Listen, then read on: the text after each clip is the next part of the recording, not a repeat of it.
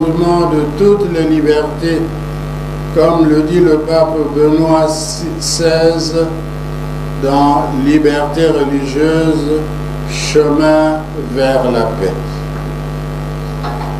Le sait-on, la liberté religieuse est un élément essentiel de l'état de droit. On ne peut la nier sans porter atteinte à tous les droits et aux libertés fondamentales. L'instrumentalisation de la liberté religieuse. Congo Synthèse. La synthèse des infos de la RDC, l'Afrique et le reste du monde. Une seule adresse. www.congosynthèse.com.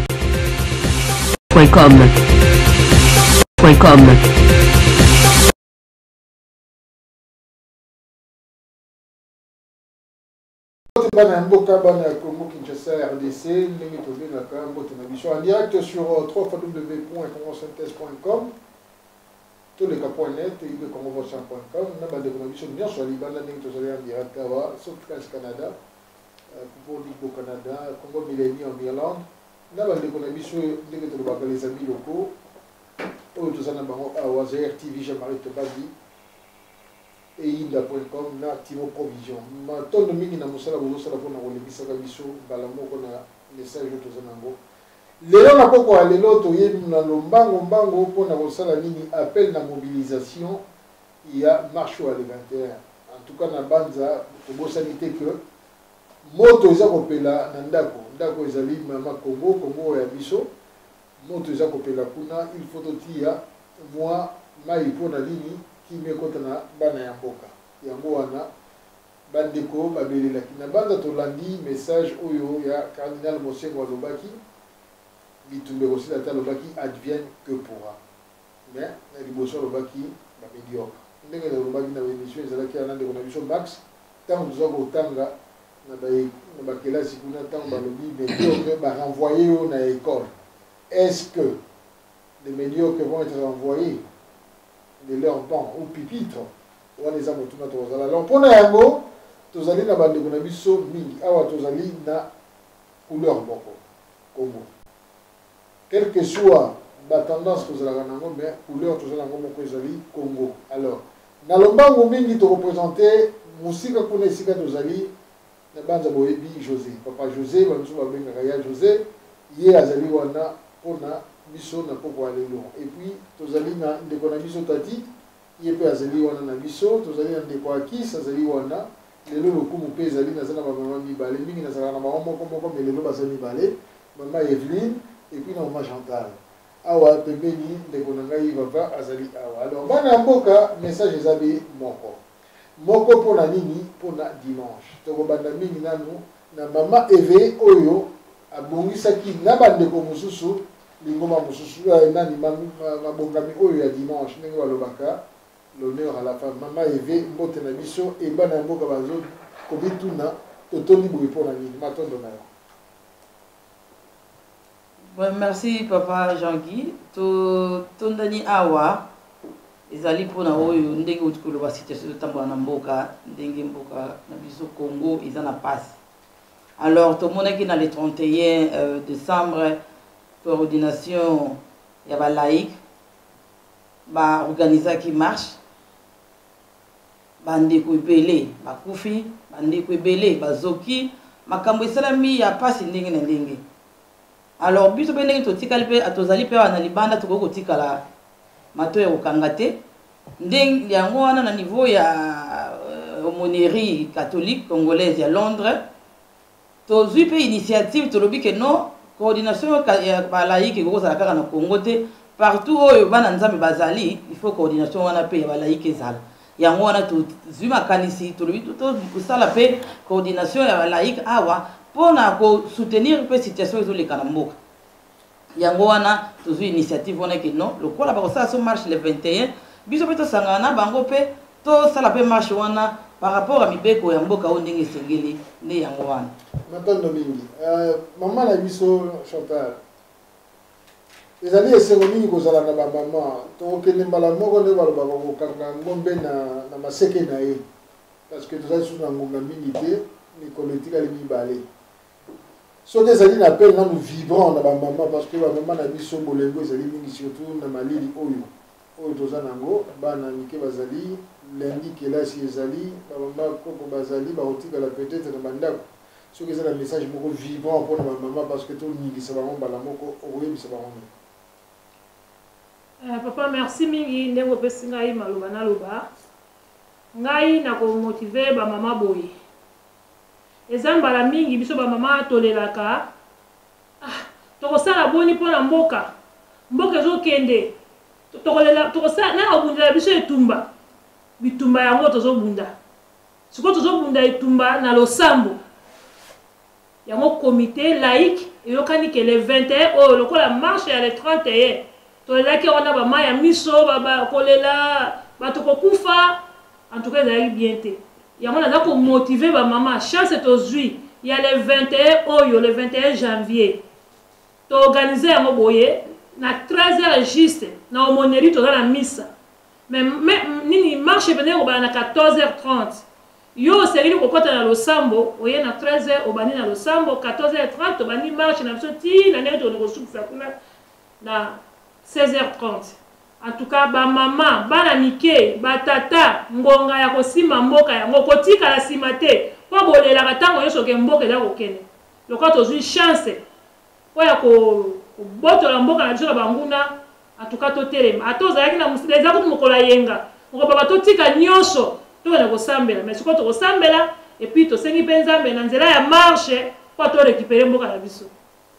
Maintenant, papa qui est yo parce que vous avez m'occuper à membre du comité organisation la commission le comité laïque.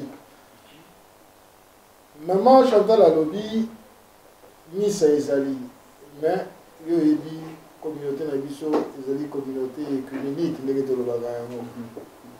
Missa Ezali est-ce que ba arrangement Ezali pona bayi bazali na ngambo ya catholique. Est-ce que Zali n'a pas un arrangement particulier par rapport à programme ou bien des mini? D'abord, merci de Jean-Guy, et merci de Balandini sur votre psycho. Et puis, moi, je suis satisfait par l'union vraiment exactement. Mais le coup, ils apprennent à Makamamboka. Et ce qu'on a raté hier, un seul jour pour libérer le Congo. Nous avons lingi bisomi à non. Et Sengeli n'a pardonné parce que ça ne sera pas un péché. Il a les sous-moutés. Tu bénis ça qui est pasteur, tu bénis ça qui est laïque, tu bénis ça qui est même musulman, surtout tous les sangamoko, et avec beaucoup d'espoir que la congrégation de Sobaozala, au moment de la réunion, va pasteur Bazalaki.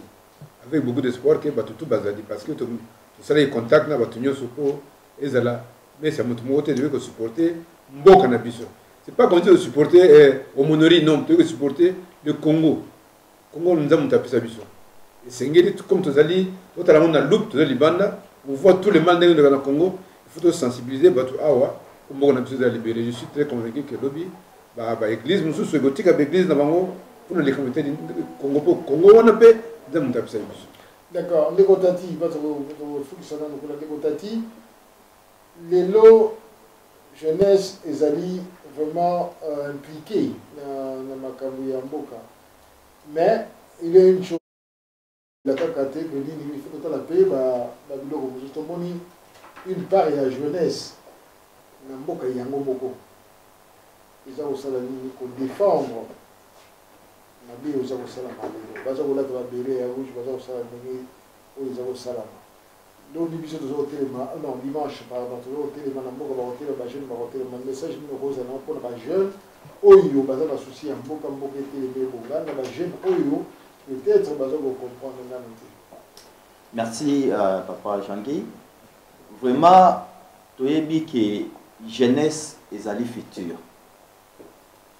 Congo ya lobby batu bako gérer yango nde jeunesse oyo ya lelo oyo toko bunda pona Congo ya lobby pona Congo meilleur.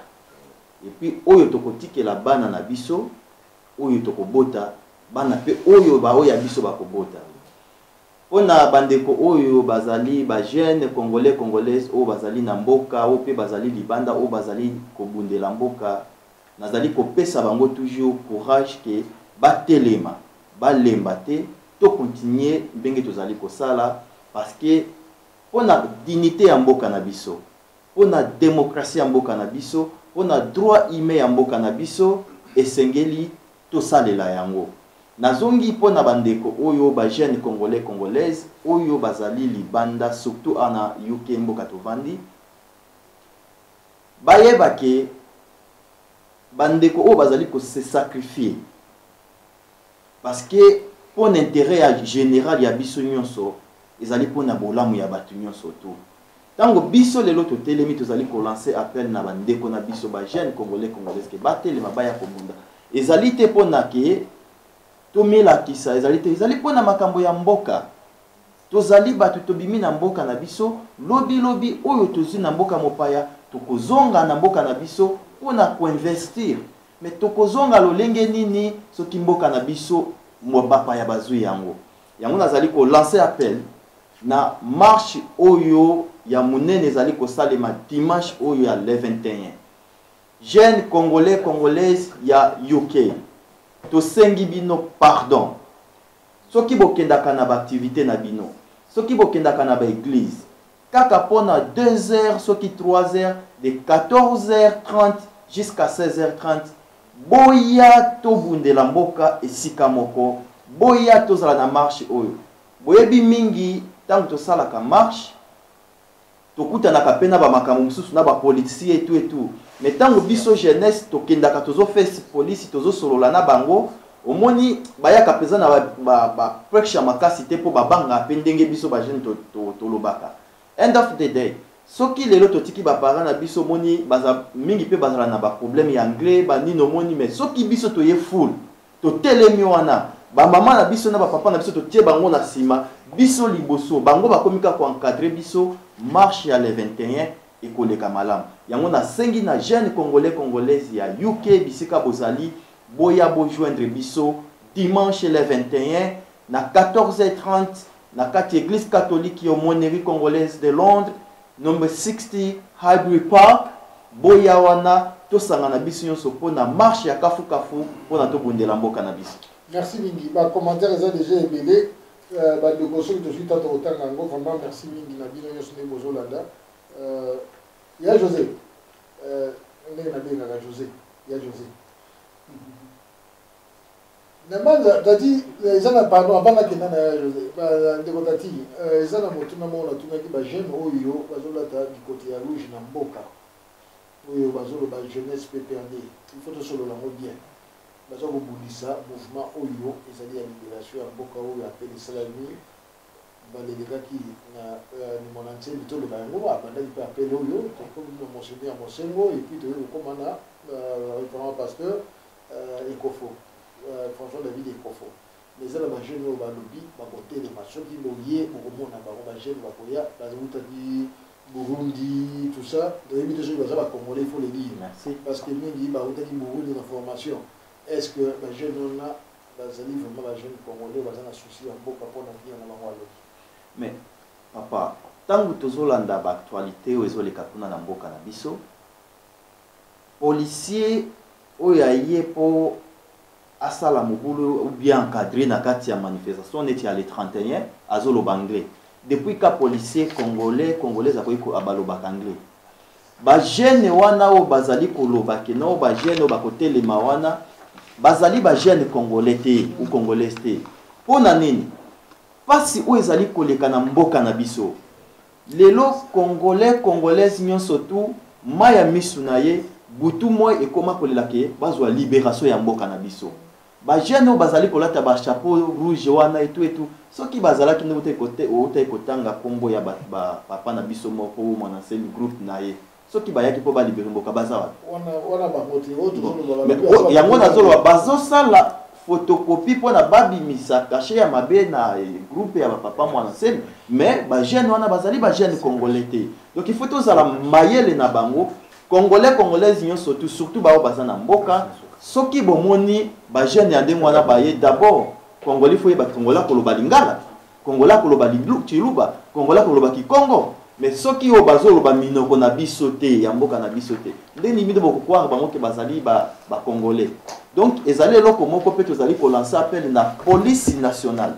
Police nationale eyebake ezali wana mpona kokengela ekolo mpona kokengela bana mboka. Soki lelo ke bapolisier oyo ya biso moko ya bacongolais eke balongoli bango na duti batie bato mosusu mpona babanda kotambola mpona kotia sécurité na mboka, bongo la police nationale etere nango ezala na mboka mpona nini?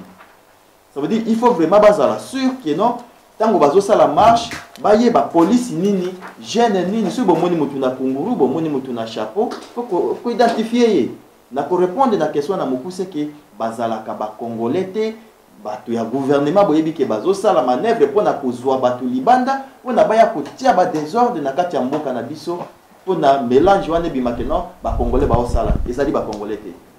Merci mingi bana ya mboka bana ya Congo. Tokende mbango epai ya José eloko ezali wana tomoni ke mboka ekomi presque na communion ya nini ya cause oyo parce que le BDKBDF, le catholique, maintenant les protestants, tout l'a dit, groupe ebele bandi kolanda société civile. Mais na kati wana ezali na baye balobi bazali bakolo religion ya bana ya mboka, tomoni bango na vidéo balobi peke bango bakotelemela motu nyonso oyo akoya kotia des heures de dimanche, bazobenga ngo des heures. Ba église de réveil pe balobi bakotelema. Pona yo moto bundeli mboka mingi pe depuis bambula ebele eza koloba nini omona bango na ngambo oyo bana mboka baza kobundela mboka na bango kuna mpe lisusu bana mboka baza kotelemela bazobundela mboka na bango mpona intérêt ya mboka. Merci mingi mpona pesanga liloba. Je crois que bandeko balobi déjà moi répondre déjà la question manquée mais là pour sembola moi liloba wana sens nini ke soki totali lelo l'église catholique a telemi mpona nini d'abord ezali question ya amour na compassion yo bango bazali kotémoigner mpona intérêt ya peuple. Alors ekokamwisa ngai lelo yo ke na etamboka ezali na etamboka ezali tout le monde a bateau baza na âme conscience baza ko sala analyse et puis biso ko tozo bunda tozali musika na 8000 km mais bango bazali sur place sur le terrain et bazo vivre ba réalité nyoso tundenge zoleka et puis les mêmes personnes bala ba lobani nike ba bundisa bateau et bazo protester pour bamoni pas ces na mboka bango ba imba revendiquer ba droit bango ba bundisa bango donc c'est clair. Donc, les gens on a le lot de ouais, auto bêta c'était à maloba on a été, mais tous autres clarifier. Là, tu y mobiliser peuple na biso à téléma. Mais pour répondre à votre question, c'est que ils ont bon clairement Dieu merci, bon bah bigaki, il leur reconnu surtout à to bomba on a coucou identité sukaka et bimaka. Donc on a minute plus que combat oumeli tobandi komona identité ya moko bandi ko s'afficher. Donc ba église de réveil soit déjà ba église de réveil ba la église déjà position na bango ki bango bazaka na bango na bisoté. Donc voilà, c'est clair. D'accord. Merci Mignon José. Il y a un moto que pas ya ndeko vava tozali na ndeko na biso valide nani pardon Dadi Nadia papa ya merci ndeko basengi adresse nani Dadi Nadia Rouya sengi adresse ezokoya ezali koya kuna na tableau mbala moko na écran bandeko mingi bazokotala merci Mutakasa merci bandeko bazokotala alors tozali mpe awa na bandeko na biso na RDC tozali kaka biso moko te tozalaka na baami ya RDC oyo mpe basoutenaka na CC ezali na bandeko na biso mpe batambolaka mingi lokola ndeko vava mpe akopesa message moko na anglais oyo ekoconcerne bandeko na biso ya libanda vava. What a message can you deliver to the friends of Congo who are watching us now, who are ready to fight for Congo, DRC? In a nutshell, I have two messages. One is for the Congolese people, and the second one is for friends and supporters of the Congolese people.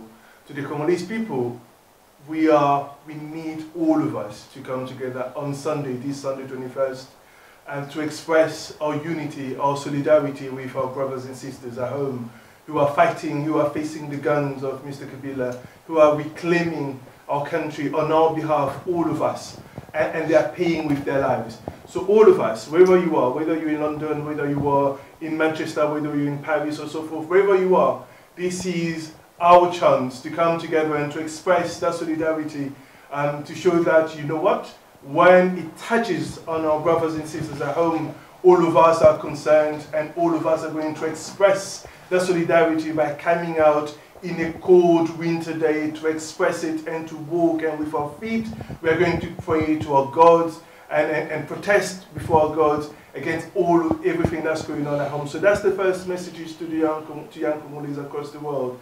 Come out, do what you can with what you have, where you are right now, because Congo needs you. Congo needs all of us. And the second message to the friends and supporters of the Congolese people across the world, Mr. Kabila has been clinging to power since officially December 2016, but everyone, it's an open secret that he did not win the last elections. So now the Congolese people are coming together and reclaiming their nations. We need you to be on our side. We need you to support our fight. We need you to push our fight forward and essentially to stop supporting Mr. Kabila, stop his friends and families to continue to travel across the world freely, and stop them having access to money which they have stolen in our country. And crucially, because of the killings and everything nasty that has happened in our country, we need justice, because justice is the beginning of peace. And Mr. Kabila is most responsible for everything that has been going on in Congo for the past 20 years. Thank you so much. Déjà bien abandeko pasteur mususu bazo ko supporter cause yo to moni ndeko na biso papa na biso doyen ti azo landa biso, merci mingi doyen. J'espère que on va mobiliser bana ya mboka kuna na église baya to moni Earth Church to kosenga pe to mona vraiment délégation ya monene kuna, parce que toujours ça l'appel, tout ça la différence na o ezo de kanamboka ke mokili kabwani na mibale biso entre mokili zala mokili. Alors maman Chantal, ba mama baza na mboka mingi basi balembi na nzala, ba mama baza na mboka mingi balembi na nzala, mingi bazali na bapasi, mingi bazali na ba responsabilité bazoko kate. Dimanche il faut babima, bana na bango baza ko bima, makile za kotanga. Et soki tozongi mwa sima ndenge oyo alobaki azaki général Kanyama na oyo akomi siko kasongo bazoyebisaka toujours ba mama que soki bolingi bo bana na bino balingi bo botala ba photo na ba mbala ya suka, message nini oyebisa ba mama wana terrorisé bakomi traumatisé na mokolo lelo, est-ce que bazo sous risque ya ko bana parce que toujours soutenir des marches na nukuna oyebisa ba mama na nini na mboka, parce que toza en direct na RDC. Ngai na koyebisa na message na ba mama boy, ba mama RDC, ba mama ya RDC, ba mama ya Congo mobimba, ba mama ya Zaire mobimba, naza ko encourager bino soko na passe oyo lali na mbeto te oya ko simanzete tellement obima, parce que union fait la force. Basi babomaki bino mingi, babomi biso mingi, toza ko mona na bilili na Kivu ne bako sala ba mama baza ko violer ba mama partout, ba mama baza sune sengote. Bongo so babi ke tala mo aro ya suka avazonga na tala ya libera kwa ozonga te. Sikoyo to sala il faut bima poto sila nyoso poto récupérer mabele na biso. Po ezali kama mabele. Likama mabele to kotika ngote. Ezali kama mabele ba mama na ngai nanza na pasi bomela mai na biso ya pompi mai ya mabulu ndenge to melaka to kozala kaka batu nzambe ko batela poto leki na nzela ya losambo. To mona ki Moïse tango babwaki ye na désert, Moïse alaki na itete akobika, Moïse alaki na itete ke lobi akozala muto ya ko sauver mboka. Mais suka nzambe asalisaki ye abikisaki bato. Yango to komi na tango pe na toza na désert. To ana pasi en tout cas to tango la na désert po to bima. Ba mama na encourager bino bana mikolo ba pako bazana moya ko simanzete en tout cas to bima le 21 botika na ndako pas bolela mingi. Bolela ka ke to kosala nini po na mboka. Le seul chemin yango wana le 21 janvier, tokuta na biso banso, tokuta na 13h ou 14h30, tokuta na quoi? Toboto na mboka na biso. Ezali kama mabele. Maintenant mingi mama na biso nako pesa na moi réponse na ndeko na biso Joël le maréchal a tuni à lobby la marche ici à Bruxelles, c'est quand et à quelle heure? Je vous conseillerais de contacter les organisateurs de Bruxelles. Je crois que ce serait demain, si ma mémoire ne me trompe. Donc, renseignez-vous auprès des organisateurs de Bruxelles. Je crois que la marche à Bruxelles, c'est demain. Merci beaucoup, notre ami Joël. Et puis, notre maman l'a dit, Nadia, qui dit, nous allons venir marcher pour la libération de notre pays. Merci, maman. Mobilisez l'autre avec vous. Ndekonabiso, Kiskituba. Oui, pardon, oui, maman Eve. nakobakisa muke na o mama Chantal alobi mpona ndenge mutuna ya papa Jean qui a tenu mpona mobilisation ba maman mpona bana tout ça là soki nazona d'abord na mama ya biso ya Congo mama Chantal alobi malamu faut totelema il faut toyeba ke lelo oyo changement ou bien révolution ndenge toyoka na ba histoire ba mboka na mboka nyonso eyaka na plateau te ekoyelo kaka na porte ndako te ndenge ezalaki na histoire akala na Bible o mani kwei na likolo bato bazwi balie sans effort, non. Donc, il faut toute révolution, Makila, il faut étanga. Donc, ezali souhait na bisote que Makila étanga, mais il faut na histoire to yebe ezaki bongo.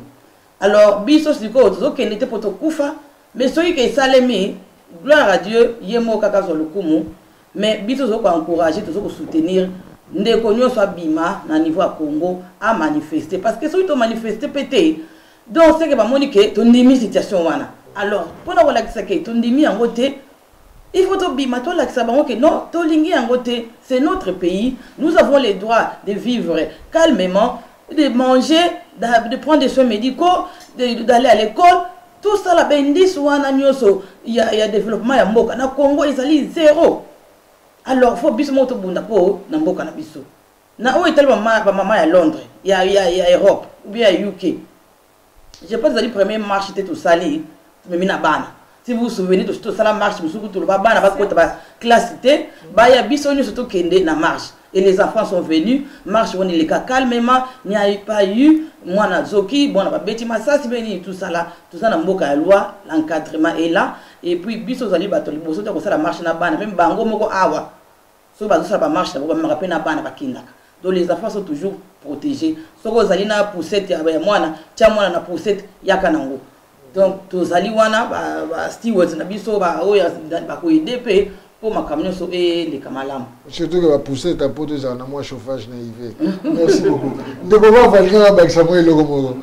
Pour na clarifier le comment mukia maka c'est ça boy. Nos ennemis va comprendre la réalité mon que non chaque fois comment ils a attaqué avec les armes à partir de Libana, ils ont unir les Congolais. Les Congolais vont de plus en plus makasi. Le lieu de Congolais à Londres, il va venir na Goma na Bukavu, il y a des Congolais na Bukavu, bah comment bala na Bakongo, des Congolais na Bakongo, bah comment balabala na Rutshuru na Kiwanja, pour na bavure non c'est Salémé. Et ils ont compris une chose, les stratégies n'a pas changé. Et c'est là où est comme important la biso encore sangana pour créer unité en Apone extrêmement important. Et les stratégies à présent, comme une stratégie à chaos. Donc, kokoti sa chaos partout. Kokoti ka chaos est semé misisa nango partout na Congo. Pour la raison moko. Une fois ceux qui comme partout na chaos, au bazo mikokoti sa néon tozo mona bani na Kivu, après le lot tozo mona on a Kasai, lobby on ne sait pas sur les anaban ou place na Congo. Et l'idée c'est simple. Une fois qu'on est côté partout, après ce régime en place. Et la réalité objective, nous avons toujours montré la balkanisation du pays. Une fois que nous avons côté, après, on va la deuxième stratégie. Nous allons aller au Kenya, le personnage, au Congolo, Bazamotu, Likolo, qu'on ceux qui vont bon quelque chose, après que nous voilà, Binomoro, Congolais, vont se déclarer auto-indépendants. Après cela, tu as mis un problème. Donc, c'est important de place aux alliés. Il y a pour faire échec, il y a régime encore surtout dans un bisounours pour la première fois l'église catholique, la protestante et bisounours dans le Congo et puis dans la diaspora, tout est ensemble dans la cause. D'accord. Ajoutons cela, découper la société civile Bazali, découper la confession religieuse, côté déjà. Et nous apprenons aussi que ba parti politique mususu oyo tondimaki peut-être pas que bazala ba komi ko ya donc tola la lisusu te ndeko qui c'est justement problème tozana ngo yangwana.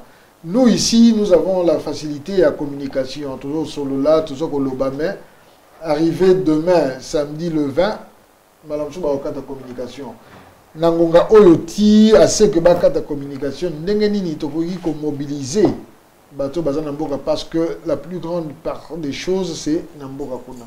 Que pouvons-nous faire ndenge nini tokosala yango conseil nini za na bande kona biso. Merci beaucoup ndeko Jean-Guy ndeko va le biawa tozala uni et dans une école prénommée notre Congo sera toujours uni. On nous apprenait ça et ça va continuer jusqu'à l'infini parce que mboka nous a biso. Pour la communication de big bakatango. C'est très sûr comme vous allez à Congo mais ça n'est pas dans le téléphone on peut ça communiquer. Mais Bandeko va télécharger VPN. Là, il peut avoir des communications à Bisso. Et puis, ça va katika va PC communiquer que va kata nini wana boso manabino nini tebo bo chaque compagnie à téléphone en échec. N'achetez pas de crédit. 2 jours, un seul jour, bon, on a combien d'essais de vous perdre. Mais nous sommes en contact avec eux. Ata bakati nyoso, mboka wana ata osali nyoso kata nyoso, il y a toujours des gens qui restent en communication. Nous avons une image le 31 décembre. Nous avons une image en Dengeni. Bakataki, par miracle, nous avons Konzoa. Babangate, mais so babé, oh bakati, oh soma. Saboter la compagnie, même pendant 2 jours. Oh somate. Au moins, perdre les apparemment, la compagnie, il y a la cabine dans la famille. Vodacom. Eh bien, Vodacom. Il y a la cabine dans la famille. Saboter ça. Bon, mais saboter en haut, bon, on va perdre les salles. Comment il y a la cabine à tête, comment on a besoin de il écoute des laisser à Otate. Vous savez un peu comment le télévisé, mais vous avez à Otate. École primaire, c'est la Tiwa. Tatana, c'est la Tiwa, mais on est à Wat. Vous avez comment on a besoin. Maintenant, comment tu peux aller merci. Tu réussir ma camotte au sala. Tire le Congo sera libre. C'est notre Congo. Merci beaucoup.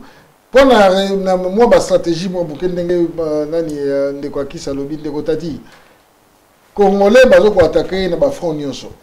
Congolais, baza ko tungisa na ba front nyonso. Est-ce que les Congolais ne pourraient pas s'attaquer de quoi qui salobi n'a pas intérêt justement et multinational aux Anamboka pour faire échec dans la soutenir pouvoir aux en place et s'ils pouvaient le faire message négoce à la jeune na bateau bazana na makasi na mboka kosala. Merci. Je crois na Congo bateau vraiment où bazana moi possibilité peut-être la jeune au bakenda kosala moi ba biloko na bango koteka pona kozwa ba crédit neti na Congo d'abord compagnie ni eloko ni à part ba phone ba téléphone eloko nini toyebi ke non to ko koyisa ke ba jeune ba sala chèque kuna cigarette et bière tabac et alcool mais biloko na ti cigarette et bière mais peuple congolais jeunes congolaises kambo ya mabele ezali ko concerner biso makasi koleka bière cigarette.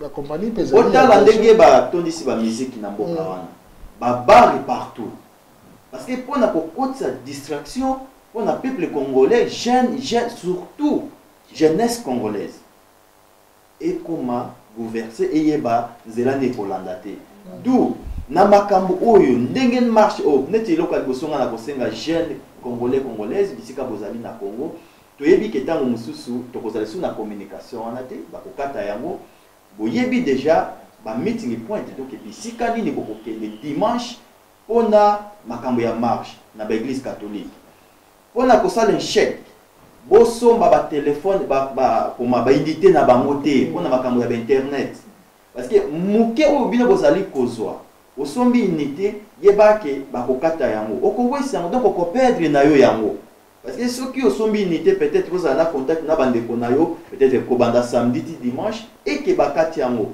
est-ce que le gouvernement congolais peut kozongisa la mutumbongo soko somba unité ba na capacité wana te pe na possibilité wana te bosomba yango te ba masanga wana ezali liwa o bazali kotia bino pona boza la focus na makambo ya mboka te botika nano masanga botika nano musique surtout nazo passer message au na ba artiste congolaise bino boyebi devoir nini bozali na yango pona makambo ya mboka banda bitumba oyo ezali kosalema ni artiste moko ya munene aleka asa la déclaration pour Mboka à défendre le peuple congolais. Kabila azwaki bino asakani na succès na bino. Yazwi succès na bino a profiter na yango. Lelo botala ndenge ba musicien na biso ezala ba chrétien ezala ba musicien moderne nde bozali ko souffrir. Parce que boyebi ke na kalezalaki ke bande ko na bino ya libanda bako yokela bino mawa bako bengisa bino ba beti ba concert bozumu mbongo na mbongo ya muke oyo Kabila pesa bino bondimi ko bebisa ba carrière na bino ko détruire mboka. Donc marche yango tokolinga pe to mona bino ba artiste bobima pona mboka. Ngai moko nazali na yaya oyo bandeko oyo babundela kamboka. Bomoni boyebi keno Alain Pelazali opposant munene akota na makambo ya régime ya Kabila te ayembela pe Kabila te tokosenga pe bino ba artiste o bozali kuna ezala ba bayembela makambo nzambe botele mapona makambo ya mboka. Matondo mingi matondo na ndeko na biso Kassa John Kassa lobi. Pour une fois, on commence à parler d'une seule voix et ça va être une bonne force pour chasser le régime rwandais. Merci Nandeko Nabiso Kassa. Ya Joseph. Lelo to telemi. To bana ko telema. Kongola bana ko telema. Abana ko bundaka. Mais oyo comme une détermination de Mbutaka Salobi et que batu ba comme ko parler vraiment na nena lo ba na communion. Bon, dimanche et yango yi. Faudrait-il que tout ce qu'on a dimanche oyo Mbile koye koye ate tout ce qu'on a dimanche oyo ou bien il faut te continuer et s'il faut continuer qu'est-ce que Matondo, merci beaucoup pour la question, Papa Jean-Guy. Je crois que vous posez une question stratégique. Mais malheureusement, la position de l'écran n'a pas répondu à un côté. Mais là, on a tout simplement les lois et tout ça, mobilisation et surtout pas Bazali. Quelle que soit la faiblesse de en tant qu'humain, pour tous abattre. Mais le 21, tout sengi na Congolais nyo surtout à Londres, aya to soutenir action ya bandeko yo bazote ba ya monnerie, ya laïque, société laïque ndenge organiser makambu to soutenir marche wana. Voilà pourquoi. Tout le bac tout à l'heure awake. Le long il y a marche to sali ya combat. To sali quand même moi parcours wana pour ne permettre biso to yeko la moi mingi. D'abord, dimanche, je vais continuer à celui de répondre à la question en attente. Parce que il me lobby bien qu'il faut ça l'échec n'a pas on ne peut pas quand même causer la quand même bête ya koyebi sa mungune lo nyo ko sala to za la bitumba to continuer mais l'autre to senga les lois ezali ke bande ko na biso surtout parce que to le bien que ba identité bandi ko mona nati lingi petit ko na Londres awa to bana pe ko identifier bango po ba bomba maka pe mingi na étiquette moko songolo fakala mais na Kinshasa kuna bato bazali kuna basi ba se prononcer biso pe to yo kapé bandeko na biso baza awa moko na moko a se prononcer pour to ba pe identité na ye tozo senga na congolais nyoso tout et sikani ni ya azali na UK Aya le 21 pour soutenir marche Oyo. Parce que bisogno surtout au comme Britishité to bandagi d'abord nan identité à liboso congolais. Okay. Donc au église Rosala dimanche ou nini d'abord c'est le Congo. D'accord. Donc tous à la surrier côté wana to boyi koloba mingi tozo senga vraiment na mutu nyoso to ma azana sens ya responsabilité azomona ndenge makamezo le kana mboka vraiment to sanga na biso surtout le dimanche tout ça la marche wana matondo mingi tozana message ya doyen Ti pasteur Ti o ba ndeko mingi ba yebi alobi boy nous devons tous chrétiens kimbangistes musulmans et autres nous devons reconnaître que Dieu est avec nous. Le temps de la vérité est arrivé. Nous devons tous nous lever et faire échec aux occupants et aux incrédules. Le doyen Ti. Merci beaucoup. Nabanza, ndeko kasa pa bagisi BDK pesa la nakati en forme. Merci Mingi. Alors, ndeko nabiso Tati. to bandi ko kende vers Souka to ça la tour na biso à Souka parce que to une émission mosusu lelo congolais a commis vraiment, s'il faudrait dire chaussette, il y a Makola Mokili Mobimba. Fierté ici là, dignité ici là. Cause il y a Congolais Oyo, ils ont justifié par rapport à combat naïe. Parce que tu as dit que on a d'abord cause naïe, ils ont justifié pour se défendre. Il y a mis balé, tu as dit que l'air Bayaka Konyata Bango, Kobeta Bango, est-ce que le Congolais a droit à sa propre défense? Et si le cas en était, avec quels moyens? Bon, d'abord, merci pour la question. La ligne a répondu, pousser vraiment à la question tournée. Ils ont simple.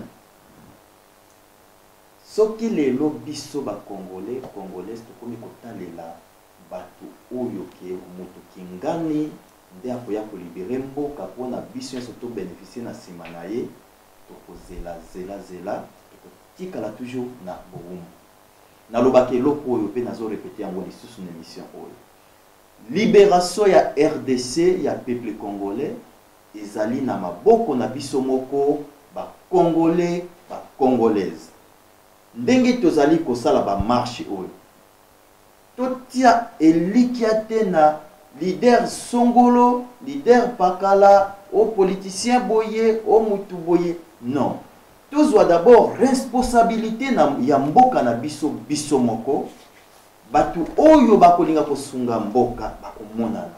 Du peuple congolais, congolaise, boyé bake on a Congo lobby échanger, on a Congo longwana boumbu, on a tous résultat ya malamu nzela nango yangoyo. Oyo ba mboka nyonso ya minene total ba France Revolution balongola ki yango ndenge nini population ba moni pasi balobi ekoki we have to put enough is enough botelemi donc ezali likambo ya congolais congolaise nyonso tout solution ya ngwana oyo kolongola mboka na biso na bomo matondo ndeko Kis yo ozali wana ozali moko ya baye batsali pe mingi pona communauté bazo sala pe mingi pona communauté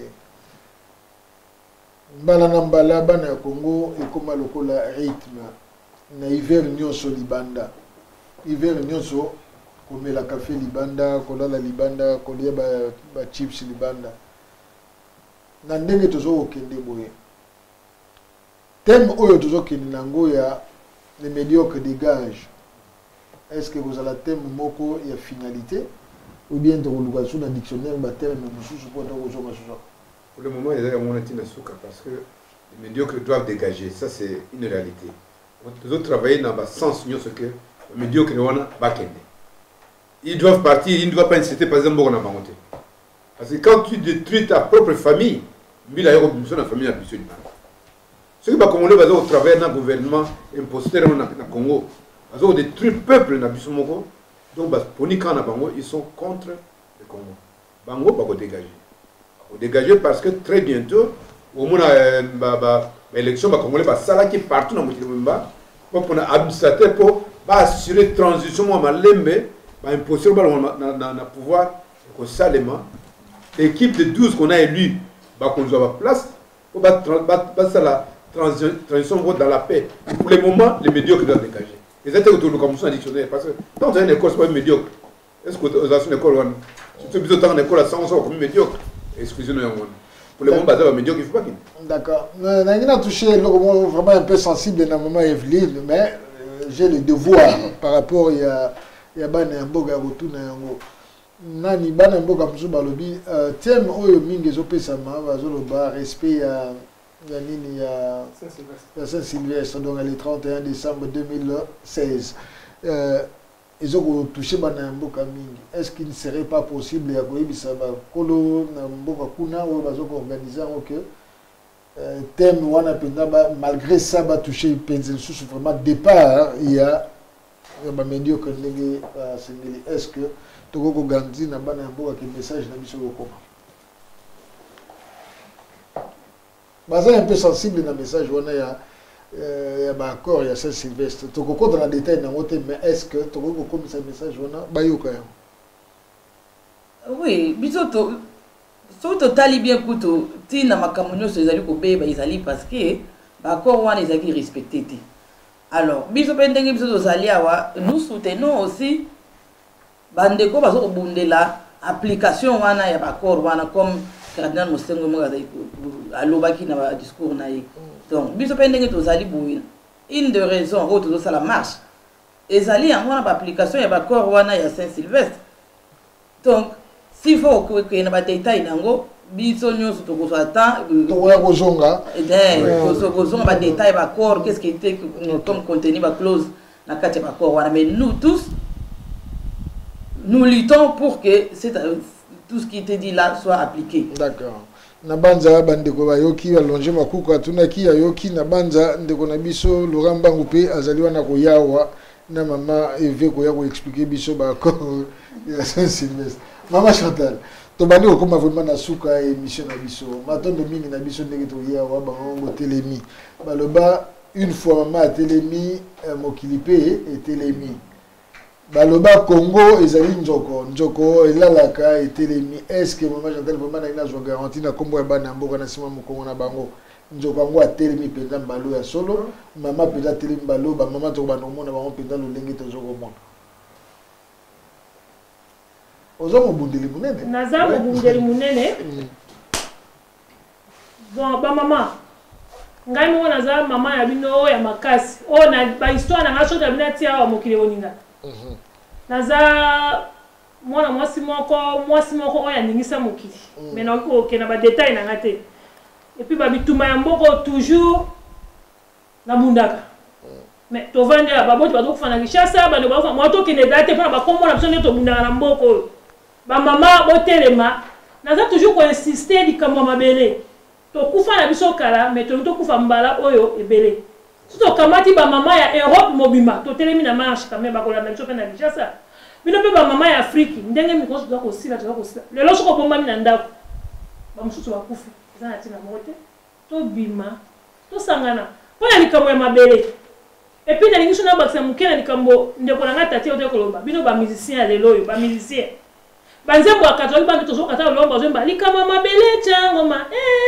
changoma likama mabele ezali côté ya même comme même bato mais musique là lelo moyen ezalité éducation ezalité il y a temps les 21 oyo yebi kaza mona Congo ba message do opesa lo na buto côté lié to lingi to mona ye na marche ya les 21 oyo le 21 janvier to nde ba ke ba message auto pesi en tout cas pour na mabele comme bino ba mama bola la te fois boy ba bi histoire ba bi ke la mama ya makasi na bundela Congo maintenant to kenande kwa kise un peu plus tard mais to kana mon dernier message pas de bonabiso ya motivation asuka the last one for our friend briefly please briefly mais n'expliquer le comment moi qui est ezaboy tangu Senko aza ko ça la démarche ne bazo continuer na thème ya application à Saint-Sylvestre, à la diplomatie na bango.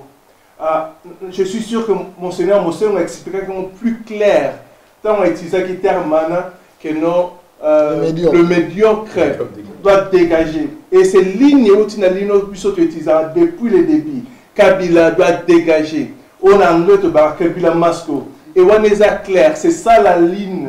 Et puis je suis sûr que les autres vont partir à mai, juin, juillet. Et comme ligne autorité partout. Mais partout c'est vraiment clair. Le Congo a besoin de nous. Tous va Congolais parce que le Congo existe. Si le Congo existait, on ne sera pas de Congolais. Et pour la Congo continuer à exister, c'est à nous de le défendre. Constitution, c'est le nôtre. Démocratie, c'est un droit pour protéger nous tous. Donc, et là, ce 21 janvier, c'est à nous tous à courir ensemble. Bisson sa côté il faut que mon unité que la même voix que Kabila Masco. Le médiocre doit dégager.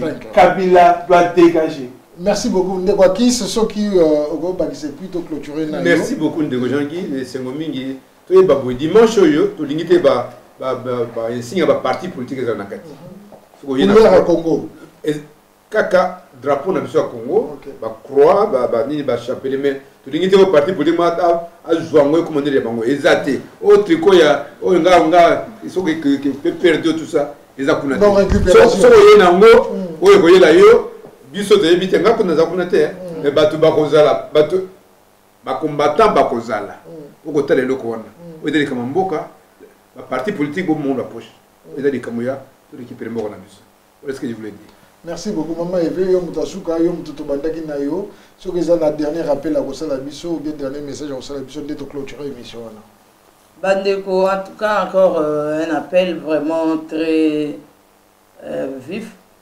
To la muka na ba maman na ba papa na bana na ba jeune ndenge bandeko bana ba butulu ba awa mboka biso Congo lobi ezali ya maboko na bino. Mingi bomona ba bazoloba oh mutu akomi président atangaki na mboka boy awutaki na pays boy ezanga oyo wayage no président wana ni na Afrique abandaki kaka wana sui kaka wana biso ba na Tanzanie bazali belete yango na tsoto zisa exemple za président oyo tuki ya Gambie to yoki kutu atangaki na Londres azali ko sala suki na goso suki pendenge nini donc biso pendenge to sali bo espoir biza na mboka na bino le to yoka kaka président Congo mwana ndeko boye azalaki na Londres a contribué na marche a contribué na démarche pour le changement en mboka donc toujours compter sur bino ba mama to fanda te ezali likambo passe ya komona lelo ke mwana yo azoki pota yo moko vi likambo mais si c'est pour une cause juste nzambe yemoko ko sala ke accident woni salimate nzambe ko sala nyuso wana mais d'abord nzambe pas sala il faut biso moko to mitama boko po yemoko loba yike aide-toi le ciel t'aidera soki yo moko mi aidete nzambe pas ko salisa yo te.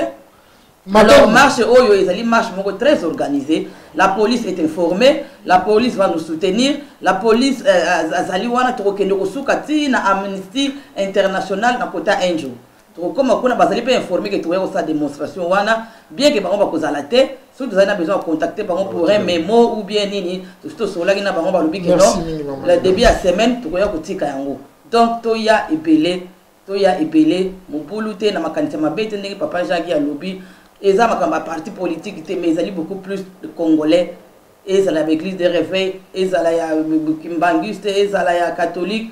Tous Congolais, retrouvons-nous là-bas le dimanche à 14h30.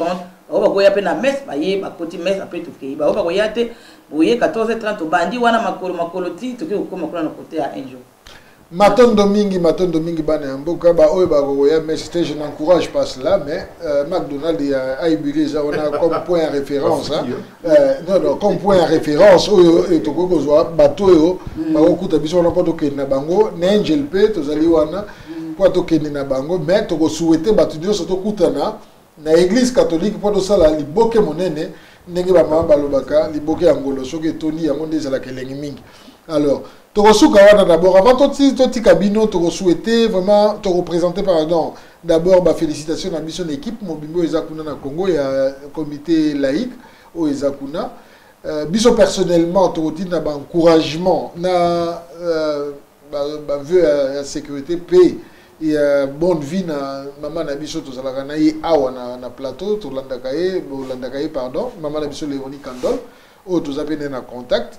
Bien que Toyoki que Bazali Lelo na mandat d'amener parce que Basala Bango d'abord non mandat d'arrêt Basala mandat d'amener l'autre fois mais Lelo est comme mandat d'arrêt Bazali comme menacé Bango de peur Basala Nini marche à dimanche mais Bazali Babundeli a garantir Banamboka à travers message toujours qui pas naé à lobby bako lembete Bazali wana pour na cause bako kendeli bosso donc tout souhaiter vraiment bango na ba professionnel de Awel na ba revenu sur Bazali kuna vraiment sécurité zana ba sans oublier ba leader oyo bazo telemisa biso kuna cardinal Mosengo nani révérend pasteur François David Ekofo sans oublier puis mon ancien mi pa lobaki yango espérons qu'il y ait pas rotina ba force na ye na bandika na badunyo sobana ya Congo so ba obima vraiment nzamba zala na biso ndeto kutani dimanche awa biso na UK de 14h non 13h d'abord pour la messe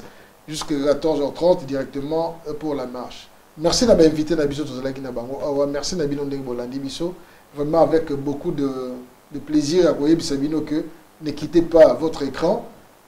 Tout juste après, nous avons une émission monene où le patriotisme dans nos églises congolaises. parce que ezali pe point oyo eza ko contribuer na combat na biso. Donc juste après on a soki topemi mwa muke tokozongela bino bokite biso te. Merci na bino nyonso JGK Omiko. Bye bye na Congo Synthèse, bye bye na toleka.net. Bye.